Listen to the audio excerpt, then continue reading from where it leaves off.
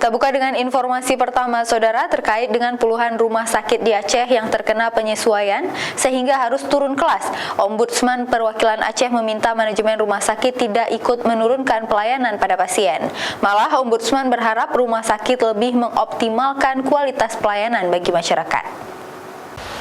Menurut Kepala Ombudsman Perwakilan Aceh Takwadin, pihaknya merasa prihatin banyak rumah sakit yang harus turun kelas. Hal tersebut menurutnya menunjukkan masih lemahnya kinerja tata kelola rumah sakit.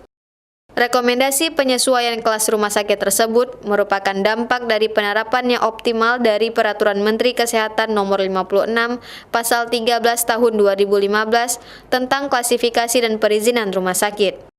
Dalam ketentuan tersebut, menurut Ombudsman ada 4 indikator, yaitu pelayanan, sumber daya manusia, infrastruktur, dan peralatan. Sehingga hasil review dari Kementerian Kesehatan dari beberapa indikator tersebut yang menyebabkan turunnya kelas rumah sakit. Namun demikian, Takwadin meminta pihak rumah sakit dapat mengoptimalkan pelayanan dan tidak membatasi jenis pelayanan, termasuk melengkapi sumber daya manusia berupa dokter spesialis. Kami sangat mengharapkan supaya semua rumah sakit ini dan rumah sakit lain juga di Aceh untuk berbenah diri, untuk melengkapi semua persyaratan dan untuk meningkatkan kualitas pelayanan. Karena ini indikator utama. Jadi jangan sampai adanya rekomendasi turun kelas malah pelayanannya juga menurun. Dia harus diupayakan sebaliknya.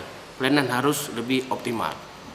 Sementara itu, Ombudsman berharap manajemen rumah sakit dapat berbenah, melengkapi semua persyaratan atau tolak ukur dari Peraturan Menteri Kesehatan tersebut, dan menyarankan agar rumah sakit dikelola dengan profesional dan terlepas dari pengaruh politik.